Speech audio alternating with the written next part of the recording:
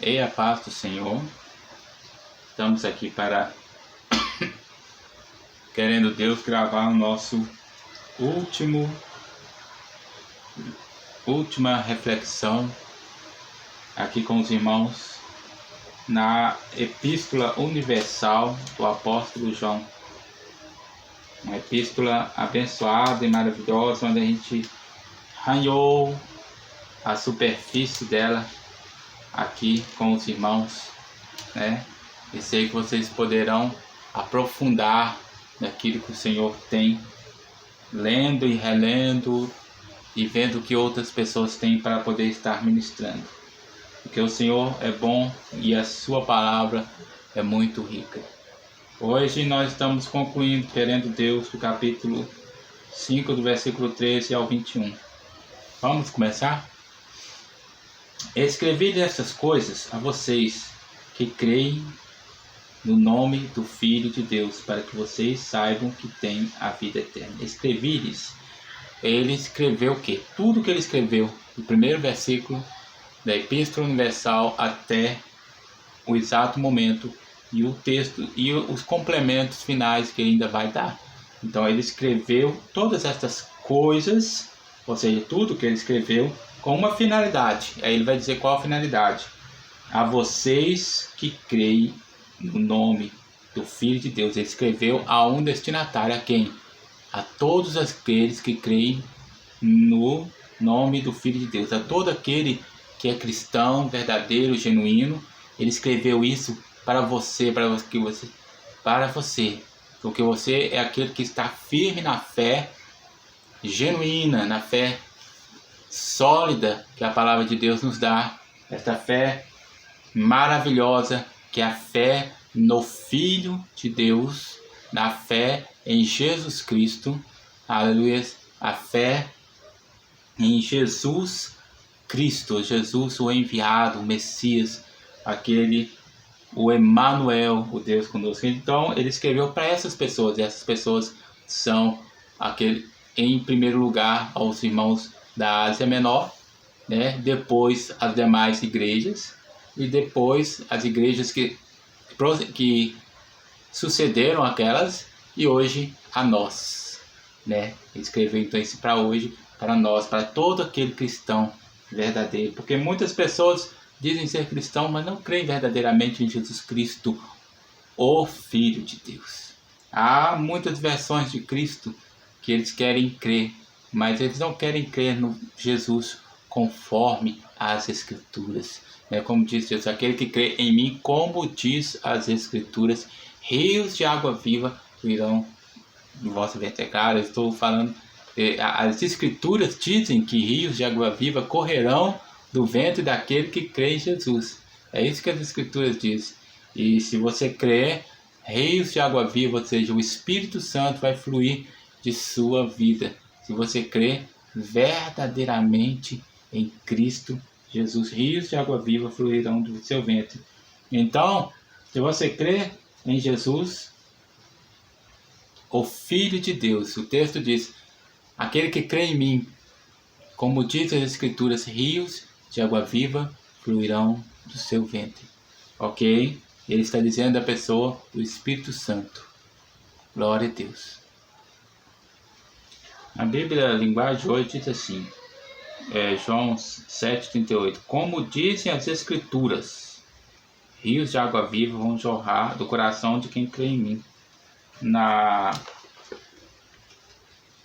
Nova Versão Internacional diz assim, quem crê em mim, como diz a Escritura, do seu interior fluirão rios de água viva. Ou seja, quem crê no Senhor Jesus, rios de água viva vão fluir da sua vida. O Senhor, ele dá essa garantia para nós. Mas como as Escrituras, o que eu quero frisar para os irmãos é isso, como diz as Escrituras. Não é fora do padrão da vontade de Deus, não é porque é importante crer no Senhor Jesus, né? Porque é importante crer no Senhor Jesus? Da Bíblia, porque a Bíblia revela quem é o Senhor Jesus. Há muitas versões, há muitos enganadores, né? Quando Jesus perguntava aos discípulos, e os discípulos, quem diz os homens ser o filho do homem? Os discípulos mesmos diziam para Jesus. Olha, uns dizem que é Elias, outros dizem que é um dos profetas. Aí Jesus perguntou para eles, e vocês, o que vocês dizem que eu sou? Então Pedro virou para Jesus e falou, tu és o Cristo, o Filho do Deus vivo, né? Ou seja, isto é o importante. E aí Jesus virou para Pedro e falou assim, olha Pedro, sobre esta afirmação que você falou, esta afirmação, o Filho do Deus vivo, eu fundarei a minha igreja. Aí vem os gnósticos depois contestar essa afirmação, dizendo que Jesus Cristo não era o Cristo, o Filho de Deus vivo. Por isso veio João escrevendo a sua carta para poder reafirmar isso. Por isso é importante crer no Senhor Jesus Cristo. Esse Jesus era profetizado pelos profetas do Velho Testamento, né? Então, como que os gnósticos poderiam dizer que o Deus do Velho Testamento é um e o Deus do Novo Testamento é outro? Eles estavam inventando algo, sendo que a próprio Velho Testamento profetizava a vinda do Messias. Vamos para mais no versículo. E o versículo, como eu dizia, ele tem um destinatário, é para todos aqueles que creem no nome do Filho de Deus, ou seja, em Jesus Cristo como Filho de Deus. Para que vocês, assim como eu dizia, o versículo, ele escreveu essas coisas para um destinatário e com um porquê. O destinatário somos nós, todos aqueles que creem em Jesus Cristo como Filho de Deus. E o destinatário somos nós, e o objetivo é para que nós venhamos a ter firme e firmado em nós, que nós temos a vida eterna, essa vida eterna que Jesus Cristo prometeu, né? A vida eterna. Amém? Versículo 14 e o versículo 15 vão esboçar uma mesma ideia. Eles vão falar sobre, João vai ele vai desenvolver um pouco o que ele já afirmou no versículo 13, dando mais corpo à sua expressão, para dizer e para deixar claro para os discípulos que lhe estavam ouvindo que eles precisam ter convicção e certeza que aquele que falou, aquele que prometeu, ele é fiel. Veja o que esses versículos dizem. Esta é a confiança, ou seja, esta é a fé, esta é a segurança que nós temos nesse Filho de Deus, que temos ao nos aproximarmos de Deus. Quando a gente lembra em Hebreus capítulo 11, versículo 6 ou 7, não estou enganado, diz o seguinte, que é necessário que aquele que se aproxima de Deus creia que ele é galardoador dos que o buscam. Ou seja,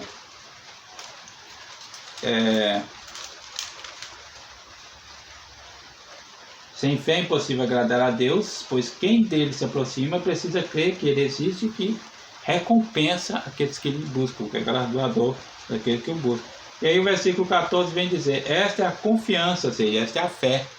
É necessário que você aproxime de Deus crendo, sem fé é impossível agradar a Deus. E quando você, e aí ele diz, mas que fé é essa? Que passo de fé é esse? Que caminho de fé é esse? Que base de fé é esse? O que eu quero dizer? Ele está dizendo assim, fé em que sentido? Que ousadia de fé é essa? Né? Que confiança ousada é essa? Que ousadia é essa? Então, ele pode dizer que a ousadia que nós temos de aproximar, ao nos aproximarmos de Deus, aí ele diz que a ousadia que nós temos ao nos aproximarmos de Deus é de saber que o que nós pedimos, que o que nós pedimos a Ele, o que nós falamos com Ele, Ele está nos ouvindo. Aqui, se pedirmos alguma coisa de acordo com a vontade de Deus, Ele nos ouvirá. Ou seja, Ele nos está ouvindo. Mas o versículo diz, ele estabelece bem claro que essa confiança, essa ousadia, não é que você vai chegar perante Deus pedindo qualquer coisa, não. O versículo fala que nós temos a confiança, a ousadia de saber que podemos pedir a Deus que Ele nos ouve, mas é porque nós estamos pedindo de acordo com a sua vontade. Não é de acordo com a nossa egoísta vontade, carnal vontade, influenciado por pecado, como diz lá Tiago, né? Pedis e pedis mal, porque pedis para gastar em vossos deleites e não recebeis, né? Mas o versículo 14 diz: se pedirmos alguma coisa de acordo com a sua vontade, ou com a vontade de Deus, se pedirmos alguma coisa de acordo com a vontade dele, que estiver de acordo, né? O crente que está em comunhão com o Senhor, que está em amor, que está no caminho de justiça, ele tem uma mente exercitada na palavra, no caminho do Senhor. Ele anseia por ver a obra do Senhor crescer. O desejo dele, o foco dele está em agradar a Deus. Então o que ele pede a Deus normalmente é ouvido, porque é algo que está de acordo com a vontade de Deus. Então o versículo 15 vai ratificar a mesma coisa. Ele diz que se a gente sabe que Deus nos ouve, então nós também temos certeza de que nós recebemos aquilo que nós pedimos. É isso que o versículo 15 vai dizer. E se sabemos que Ele nos ouve em tudo o que pedimos, sabemos que temos o que dele pedimos. Ou seja, se você sabe que Deus está te ouvindo, se você sabe que Ele está te atendendo na sua oração, então você pode ficar tranquilo, porque você sabe que você já tem aquilo que você está pedindo. Ou seja, é uma certeza, algo muito maravilhoso ter a certeza de saber que se você pediu, você pode dormir tranquilo, que você sabe que você já tem aquilo. É algo que já está garantido, é algo que você não vai receber. Não, você já recebeu. Se está de acordo com a vontade de Deus. Então isso é muito importante e muito perigoso. Por que é importante? Importante porque a pessoa que lê esse versículo, ele pode ignorar o detalhezinho que é de acordo com a vontade de Deus e ler da seguinte forma: esta é a confiança que temos ao nos aproximarmos de Deus. Se pedirmos alguma coisa, Ele nos ouvirá. E se sabemos que Ele nos ouve em tudo que pedimos, sabemos que temos o que dele pedimos. Está vendo que eu intencionalmente pulei o de acordo com a sua vontade? Porque muita gente tem esse bloqueio. Eles leem o de acordo com a sua vontade, mas leem como se não estivessem lendo. E porque leem como se não estivessem lendo, pensam que pode chegar perante Deus e trazer as suas reivindicações e que serão ouvidas. Há uma diferença entre fé com certeza e fé com presunção. Como eles não têm uma base verdadeira na palavra de Deus para aquilo que eles pedem, então eles pedem de forma presunçosa. Presunção é uma derivação do orgulho. É a pessoa que presume que tem o direito de receber. Ele acha que tem o direito de alguma coisa. Então ele chega perante Deus e fala: eu quero isso, eu preciso disso, eu necessito disso. Mas ele não averigua o fato de saber se aquilo está de acordo com a vontade de Deus ou não. Ele não submete aquilo à vontade de Deus. Não é errado a gente pedir aquilo que nós queremos. Mas a gente tem que submeter o nosso querer ao querer de Deus. Lembra que quando Jesus estava no jardim orando, ele falou assim: olha,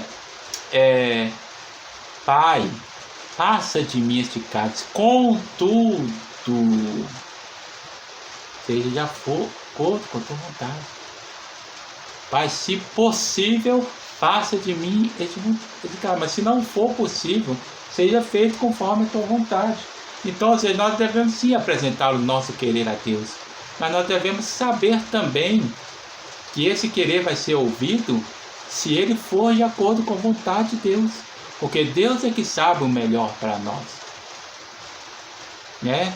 Agora, se nós somos uma pessoa que estamos, como eu falei, totalmente envolvidos no querer de Deus, nós podemos pedir que o Senhor nos dá. Porque a nossa mente já está voltada já para os planos de Deus, está alinhado. Deus sabe que nós não estamos pedindo por uma questão de egoísmo, né? Então ele vai nos ouvir. Porque Ele sabe também que nós não estamos movidos pela carne quando estamos pedindo. Nós estamos movidos pelo Espírito. Uma oração movida pelo Espírito é uma oração sempre sensata e é uma oração ouvida. Porque é uma oração que ela está em concordância com aquilo que Deus quer. É uma oração que está fazendo aquilo que a oração de Jesus fala. Ela está chamando o reino de Deus para a terra, naquele sentido que o texto fala: venha a nós o vosso reino, seja feita a vossa vontade, assim na terra como no céu. Né? Vamos lá, versículo 16. Se alguém vir seu irmão cometer pecado que não leva à morte, ore e Deus dará vida ao que pecou. Refiro-me àquele cujo pecado não leva à morte. Há pecado que leva à morte, não estou dizendo que se deva orar por estes. Vê que o versículo 16, que sucede ao 15, continua falando sobre oração. E vê que o versículo 14 e o versículo 15 fala de uma oração que, de acordo, que quando ela é feita de acordo com a vontade de Deus, ela é escutada. E se a gente sabe que ela está de acordo com a vontade de Deus, a gente pode ter tranquilidade de saber que o que nós pedimos será ouvido. Mas aí o versículo 16 prossegue dizendo, então, sobre a hora. Parece que ele está querendo dar um exemplo. Parece que João está querendo dar um exemplo, né? Então ele fala sobre pessoas que cometem pecados, né? Se vir seu irmão cometer pecado, né? E pede para que a gente ore por essa pessoa, né? Você vê um irmão que está cometendo algo, que está deslizando, se desviando do caminho do Senhor, está entrando por caminhos estranhos, por ideias erradas. Você já falou, já aconselhou, ou você talvez não tenha liberdade tal, que hoje existem pessoas que nem todo mundo tem liberdade de conversar com ele, mas você, mesmo não tendo liberdade, você considera aquele irmão, mesmo que você não considera, ele é um irmão em Cristo, você sabe que ele está entrando no caminho errado, então você ora. Ouviu falar na internet sobre um irmão que está se desviando do caminho do Senhor, entrando por veredas estranhas, por caminhos estranhos, com decisões estranhas, aceitando ideologias estranhas, sentando-se em rodas do escarnecedor. Aí o apóstolo João fala: ore por essas pessoas. Mas há caminhos que as pessoas entram, o apóstolo já dá um parênteses aqui. Há caminhos que as pessoas entram, há pecados que as pessoas começam a cometer, que são caminhos de uma apostasia tão grande, que é um caminho que vai bater na parede e vai dar morte. Porque é um caminho que não se pode dizer que é um desviado, é um apostado. Há uma diferença, irmãos, entre uma pessoa fria na fé, uma pessoa desviada e uma apóstata. A pessoa fria na fé é aquela pessoa que está à beira de se desviar. Ele está começando a fraquejar, ele está começando a ter dúvida a respeito de algumas coisas, ele está começando a não ter mais aquele ânimo para caminhar, né? Ele está começando a ficar desgostoso com a caminhada cristã, né? Por talvez não entender bem algo, porque não compreendeu bem ainda as verdades da palavra de Deus, talvez até acha equivocadamente que entendeu. Um desviado já é a pessoa que se afundou, se naufragou, né? Na fé, e deixou ser conduzido por um engano para longe do caminho do Senhor. Por isso a palavra diz desviado, ou seja, não é alguém que muitas das vezes saiu porque queria não, mas foi tirado, né? Desviou-se, não é desviado, né? É alguém que saiu da conduta certa e foi levado a um caminho de erro, a um caminho de engano. Essa pessoa que o apóstolo João está pedindo para orar, né? E foi indo para o caminho de erro, naufragou na fé, né? Não consegue mais ver com perspectiva a muitas coisas e começa a naufragar na fé. Agora o apostata, ele não naufragou na fé, ele abandonou a fé. É mais fácil definir um apostata do que um desviado.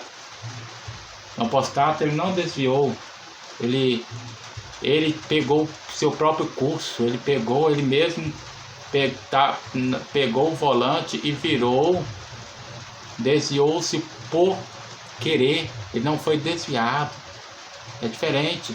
Então o frio, ele ainda está na igreja, é aquilo que as pessoas dizem que a pessoa está desviada na igreja, esse é o frio da fé, é o que está frio. E aquele que está desviado mesmo, ele não está nem na igreja, ele está totalmente longe do caminho do Senhor, mas é uma pessoa que fraquejou na fé. Ele começa fraquejando e depois ele caiu, ele prostrou, está prostrado lá.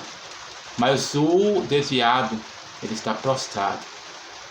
Mas entenda uma coisa, ele está prostrado, mas ele ainda está caminhando, não no caminho do Senhor. Por isso o termo se usa essa palavra desviado, que está se referindo à caminhada. Na caminhada cristã, a caminhada é uma caminhada espiritual. E espiritualmente a pessoa não para. A pessoa pega uma outra via, mas ela não para. A via é essa para o céu, ela pega essa via que vai para o inferno, mas ela não para. Porque ninguém para espiritualmente, não existe parado. Você parou de se... Não, você não parou não, você foi para outro. Porque a pessoa que está desviada, ela, como eu falei, ela naufragou na fé. Ela precisa ser resgatada, ela precisa ser trazida de volta. Mas o apostata, ele saiu porque quis, então ele não vai voltar. Ele pisa, ele aborrece ao Espírito Santo, ele não quer saber de ouvir o que o Senhor Deus diz, né? Então é diferente um apostata do desviado e do que está ainda naufragando na fé, que é o fraco, que é o frio, fraco na fé.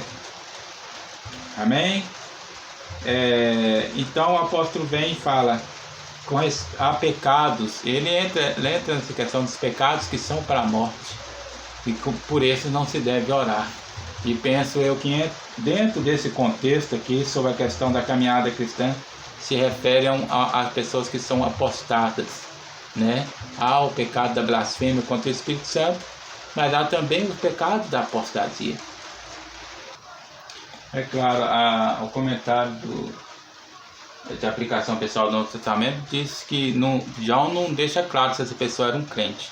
Embora o versículo diga irmão, geralmente irmão a gente entende quando se fala na Bíblia se referindo, dentro desse contexto aqui das cartas, né? Se referindo a irmão em Cristo, né? É claro, então fica essa questão para cada um olhar como interpreta, né? Mas e se for uma pessoa que não é crente, como é que se interpreta isso? Será que você está se referindo realmente à apostasia? Há pecados todo pecado traz um tipo de consequência, todo pecado traz uma consequência, e essa consequência é inevitável, né? A consequência natural do pecado, né? E há pecados que vão trazer que vão levar as pessoas a um caminho de morte. Mas quando o texto diz que não se deve orar, é melhor aplicável, na minha consideração, a questão da apostasia. Uma pessoa apostata mesmo, ou de uma pessoa que blasfemou contra o Espírito Santo. Eu entendo assim, quando o texto fala que não se deve orar. Porque se está se referindo a uma pessoa que não é crente, não se pode entender que seja algo que não se deva orar, né? Não se pode entender, porque nós devemos alcançar. Esse é o meu entendimento. O versículo 17 fala: toda injustiça é pecado, ou seja, ele está falando sobre as pessoas que cometem todo tipo de pecado. Ele é injustiça, porque é contrário à lei de Deus, e a lei, e para ser justo, tem que estar de acordo com a vontade de Deus, com a lei de Deus e com a sua vontade, que é conforme a sua lei. Mas há pecados que não levam à morte. Ele está querendo dizer assim, de acordo com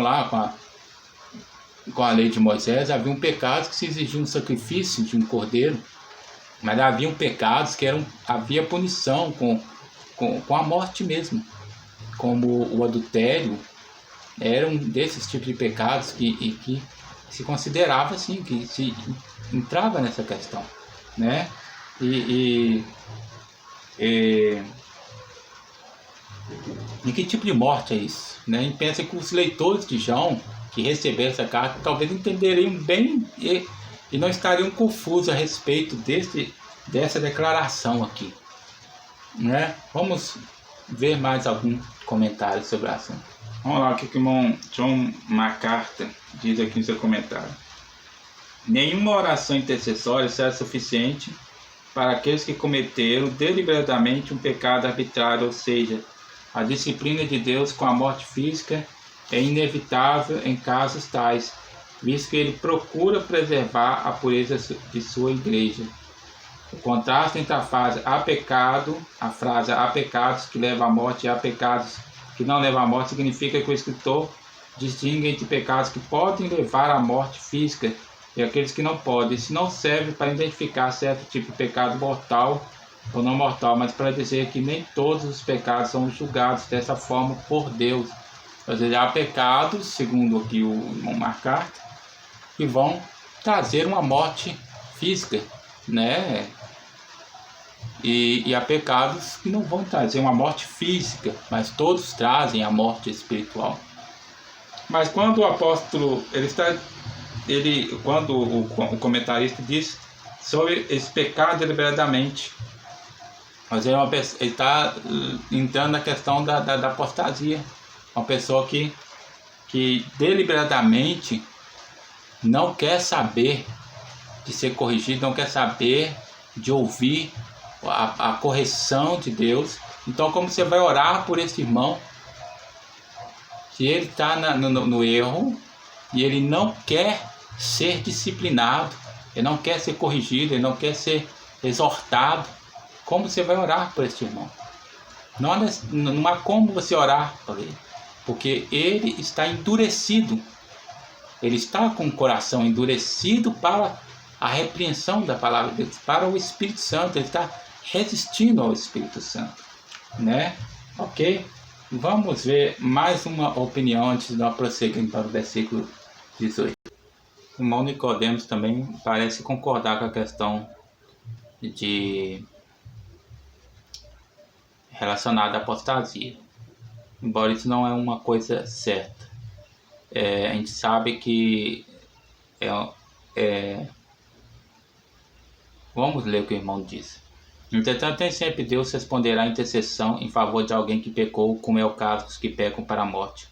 A morte a que João se refere é a morte espiritual eterna, a morte eterna. A condenação final e irrevogável determinada por Deus, tendo como castigo o sofrimento eterno no inferno. Todos os demais pecados podem ser perdoados, mas o pecado para a morte acarreta de forma inexorável a condenação eterna de quem o comete, a ponto do apóstolo dizer: por esse não digo que rogue. João não está proibindo que se ore nesse caso, mas desaconselhando que o faça, visto que Deus não haverá de atender, ou seja, uma oração à toa. Você pode até orar, mas está orando à toa, pois já decretou a condenação de quem o comete. Quando Deus está determinado a algo, ele não volta.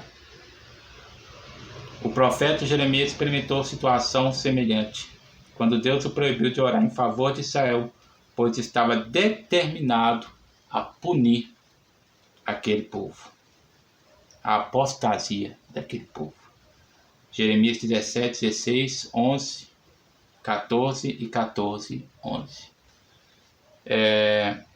Vamos lá, prosseguir. Versículo 18. Sabemos que todo aquele que é nascido de Deus não está no pecado, ou seja, não está na prática do pecado, não vive em pecado, né? É uma pessoa que o Senhor está agindo na vida dele com uma santificação progressiva, libertando, transformando, renovando dia a dia, de glória em glória, de fé em fé, até chegar à estatura de varão perfeito, né? Deixa eu ver aqui tem uma referência. Aquele que nasceu de Deus,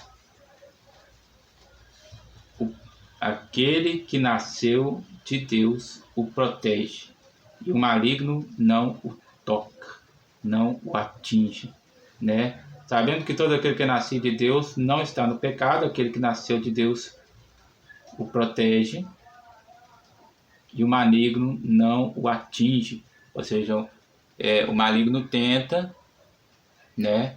Muitas vezes ele cai, mas ele levanta, Deus o fortalece, Deus dá graça, o revigora, né? Porque Deus conhece o coração, aquele que é de Deus tem um coração voltado para Deus. E ele não quer saber das coisas desse mundo, mas como todo homem fraqueja, né? E Deus o fortalece na sua caminhada. Deus o santifica, o fortalece, né? Então o maligno não lhe abate, não lhe toca nesse sentido de destruir a sua vida espiritual, né? Vamos ver aqui o comentário, a aplicação pessoal. Os crentes, ou seja, todo aquele que é nascido de Deus, não pecam porque o Filho de Deus os guarda. Naturalmente, os cristãos cometem pecados, mas eles pedem a Deus que os perdoe. E então continuam servindo. Deus libertou os crentes da sua escravidão ao maligno e os conserva protegidos dos ataques contínuos de Satanás, uma proteção de Deus sobre a nossa vida. O resto do mundo não tem a liberdade cristã para obedecer a Deus. A menos que os não crentes venham a Cristo pela fé, eles não têm escolha a não ser obedecer a Satanás. Estão escravos do inimigo, né? Não há meio termo. Ou a pessoa pertence a Deus e o obedece, ou ela vive sob o controle, sob o domínio de Satanás, né? Vamos lá. Versículo 19. Sabemos que somos de Deus e que o mundo todo está sob o poder de Satanás. O versículo 19 vem corroborar, vem completar a mensagem do versículo... espera um pouco. A luz aqui deu uma fraquejada. Então esse versículo ele vem corroborar, ele vem ajudar, né, a terminar, a completar a frase, né? A primeira frase fala que o maligno não toca, ou seja, não escraviza, não domina, não imperia, porque quem reina sobre a nossa vida é Jesus Cristo. Mas não quer dizer que ele não ataque, não quer dizer que ele não tenta puxar-nos para o seu domínio, porque ele é o maligno, né? Sabemos que somos de Deus e que o mundo está sob o poder do maligno. O mundo todo jaz no maligno, o mundo todo já está dominado por Satanás, né? É governado por esse inimigo, né? Sabemos também que o Filho de Deus veio e nos deu o entendimento para que começamos, versículo 20, versículo 20, sabemos também que o Filho de Deus veio e nos deu o entendimento para que conheçamos aquele que é o verdadeiro, e nós estamos naquele que é o verdadeiro, em seu Filho Jesus Cristo. Este é o verdadeiro Deus e a vida eterna. Jesus Cristo é o verdadeiro Deus e a vida eterna. E o Espírito de Deus sobre a nossa vida nos dá a entender, nos faz conhecer nos dá esse discernimento, né? É Jesus Cristo. Ele é que nos revela verdadeiramente quem é Deus, né? A lei veio por Moisés, mas a verdade, diz a palavra de Deus, veio por meio de Jesus Cristo.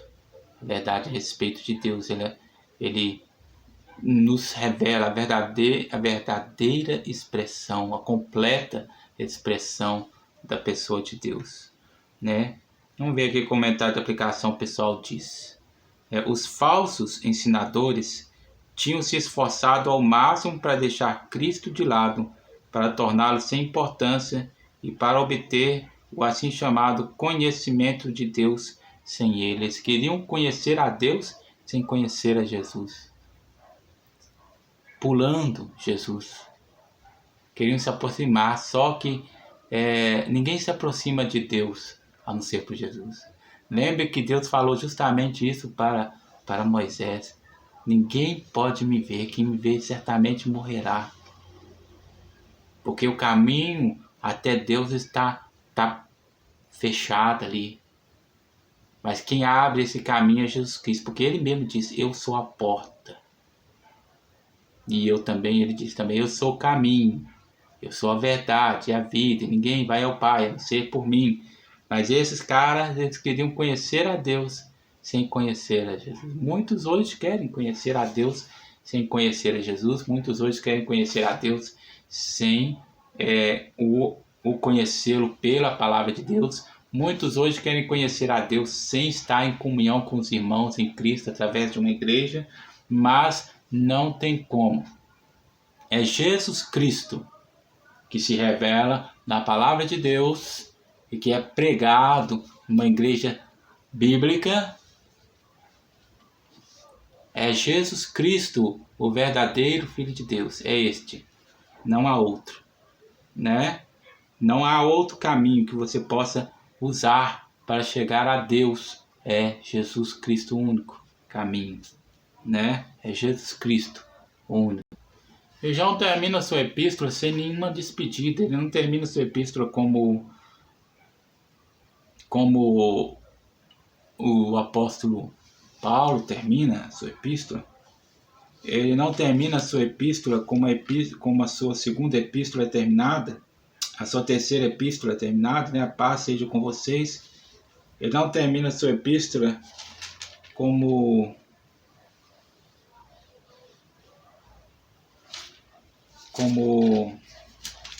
Paulo termina todas as suas epístolas, né? Ele termina a sua epístola de forma abrupta. Ele simplesmente traz um último conselho e termina a sua epístola. Mas antes desse último conselho, ele diz assim: este é o verdadeiro Deus e a vida eterna. Há pessoas que querem colocar Jesus como um anjo. Já falei aqui, há pessoas que dizem que Jesus é Gabriel. Jesus não é Gabriel. Há pessoas que colocam Jesus como um semideus, ou como um Deus de segunda. São os arianos, são os testemunhos de Jeová, né? Mas João está falando que este é o verdadeiro Deus e a vida eterna. Porque Jesus Cristo é a vida eterna. Porque se você não estiver em Cristo, você não tem a vida eterna. E o versículo 21 é o versículo que eu falei que ele termina com o último conselho, né? Filhinhos, guardem-se dos ídolos, né? Guardem-se dos deuses falsos, né? Por fim, para encerrar os seus conselhos, ele dá um último conselho, né? Jesus Cristo é o único caminho e é a única verdade para se chegar a Deus. Mas não vai seguir também, deixar Jesus e seguir os enganos, voltar aos rudimentos, às coisas efêmeras dessa vida, ou deixar-se seduzir pelos ídolos, ídolos que nascem lá fora, mas ídolos que também nascem dentro das igrejas, no meio do povo, para enganar. Ok? Eu deixo aqui a nossa reflexão. Espero que tenha sido bênção para você e que o Senhor continue abençoando a sua vida e te enriquecendo de toda a graça e do pleno conhecimento que há em Cristo Jesus para a vida eterna. Amém.